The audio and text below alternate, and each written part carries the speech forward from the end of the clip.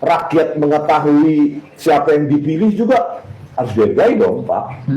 Artinya kalau memang dia keturunan PKI, ya harusnya sebelum capres atau cagup atau cawalkop atau cagup, dia harus declare juga harusnya, atau dia harus menerima ketika ada orang yang menuliskan dia bahwa dia keturunan PKI, karena itu kan tidak melanggar aturan sebenarnya.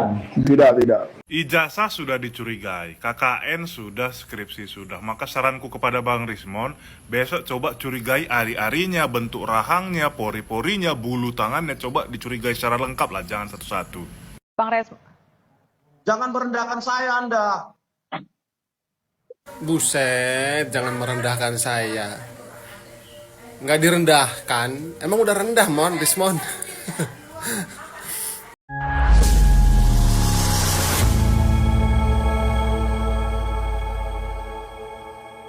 Assalamualaikum warahmatullahi wabarakatuh, saudara-saudaraku sebangsa dan setanah air. Dimanapun kalian berada, semoga kalian selalu dalam kondisi sehat walafiat. Berjumpa lagi dengan saya di Gaspol Update.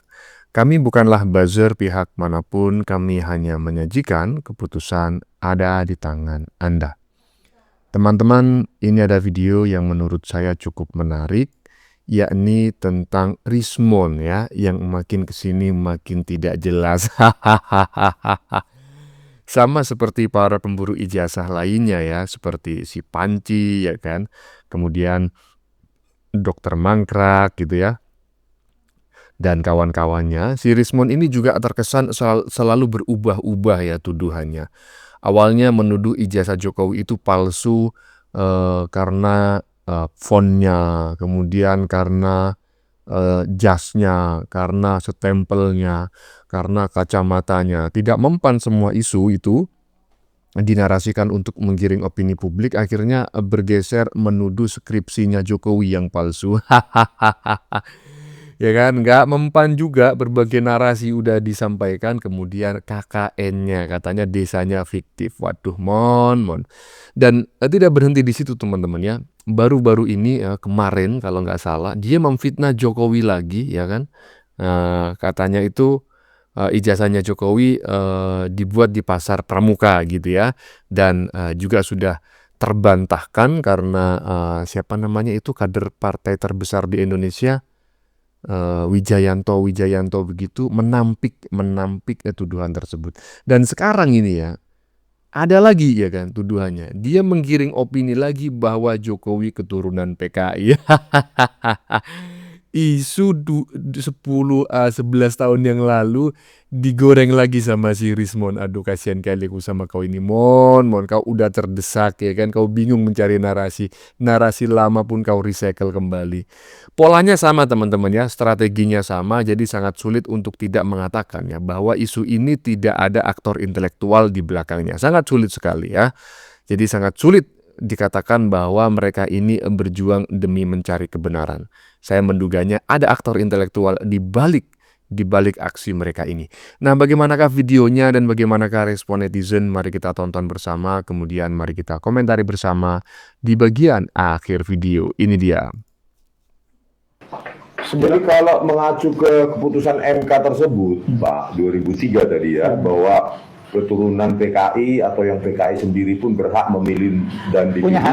punya hak memilih. Tetapi hak untuk rakyat mengetahui siapa yang dipilih juga harus dihargai dong, Pak. Artinya kalau memang dia keturunan PKI, ya harusnya sebelum capres atau cagup atau cawalkop atau cagup, dia harus declare juga harusnya, atau dia harus menerima ketika ada orang yang menuliskan dia bahwa dia keturunan PKI, karena itu kan tidak melanggar aturan sebenarnya. Tidak gitu loh. Dia harus terbuka dong bahwa saya keturunan PKI, atau orang lain yang menuliskannya bahwa dia keturunan PKI. Ya. Nah inilah, kalau kemarin kan pada saat, kalau benar ya Pak ya, kalau benar Pak ya, Bapak yakin Pak Jokowi keturunan PKI. Kalau benar itu Pak Jokowi keturunan PKI, kenapa Capres 2014-2019 publik itu nggak dikasih informasi yang confirm gitu 100% bahwa Pak Jokowi adalah keturunan PKI, dan kita nggak masalah, aturan bernegara kita sudah boleh keturunan PKI jadi presiden gitu loh Pak. Itu kan publik saat itu bukan. Saya lebih percaya bukan saat itu 2014 Pak. Ya, saya juga tidak percaya bahwa Pak Jokowi itu ada keturunan PKI awalnya. Bahkan mungkin hari ini saya baru percaya nih, karena mendengar Bapak. Gitu. Jadi memang harus diperjelas itu kadang-kadang.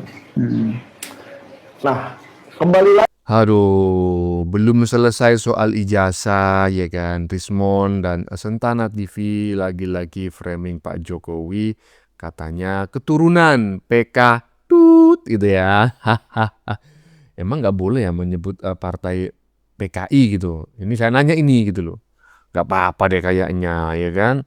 Iyalah, kan ini juga sudah dipulihkan, dibersihkan namanya oleh Abdurrahman Wahid ya, karena dianggap memang gerakan PK TUT itu sebetulnya rekayasa pihak-pihak tertentu yang mencoba mengkambing hitamkan gitu kan, mengkambing hitamkan partai tersebut ya. Nah intinya yang ingin saya komentari pada konten kali ini adalah udahlah ya kan, itu kan udah isu lama lagian ini fitnah yang paling keji loh ya kan. Paling keji ya kan, kau menuduh ijazah palsu itu sudah keji, tetapi yang lebih keji lagi itu adalah menuduh Pak Jokowi itu keturunan PKI gitu loh. Ingat loh semakin kau menyerang Pak Jokowi, memfitnah Pak Jokowi, semakin lama kau nanti akan mendekam di penjara. Karena tuntutanmu akan berlapis-lapis, belum lagi ijazahmu itu S2, S3-nya yang katanya dari Yamaguchi University yang ternyata, aduh lanjut. Ijazah sudah dicurigai, KKN sudah, skripsi sudah. Maka saranku kepada Bang Rismon, besok coba curigai ari-arinya, bentuk rahangnya, pori-porinya, bulu tangannya, coba dicurigai secara lengkap lah, jangan satu-satu. Hahaha, saya sangat sependapat ya dengan apa yang disampaikan oleh netizen barusan. Jadi begini ya, ijazah sudah, skripsi sudah, ya kan, kemudian desa KKN Pak Jokowi sudah, semuanya nggak ada yang benar di matamu dan kawan-kawan ya kan. Bahkan sekarang juga Pak Jokowi lahir dari rahimnya siapapun kau persoalkan ya kan, katanya keturunan PKI dan lain sebagainya. Coba ya, masyarakat ingin tahu gitu loh, coba teliti itu ari-arinya Pak Jokowi. Aduh, lanjut. Halo guys, ya ternyata sudah terlihat siapa saja di baliknya Rismon, sudah terlihat siapa saja di baliknya Roy Suryo, dan sudah terlihat siapa saja di baliknya Tifa. Mereka adalah organisasi-organisasi yang dulu dibubarkan oleh Pak Jokowi. Ditambah lagi orang-orang yang kemarin sudah kalah pilpres guys. Nah sekarang gimana Mabes Polri bersikap? Apakah akan melaksanakan gelar perkara khusus? Dan kita lihat apakah Polda Metro Jaya akan menaikkan status dari klarifikasi menjadi status saksi-saksi maupun tersangka. Nah, kita lihat apa yang akan terjadi nanti guys. Ya, check it out terus, simak terus dan komen.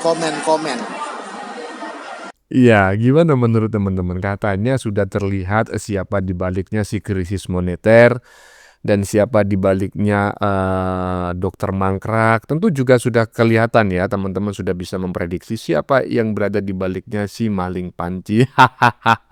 Kemudian di belakangnya Mbak Egy, Rizal Fadila dan lain sebagainya ya.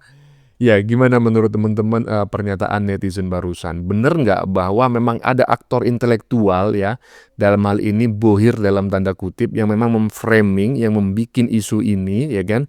Karena kita ketahui bersama ternyata juga demo Indonesia Gelap ya kan, tolak RUU perampasan tolak RUU TNI ini ternyata kan bukan aspirasi masyarakat secara pribadi, melainkan ada aktor intelektual yang bergerak di belakangnya.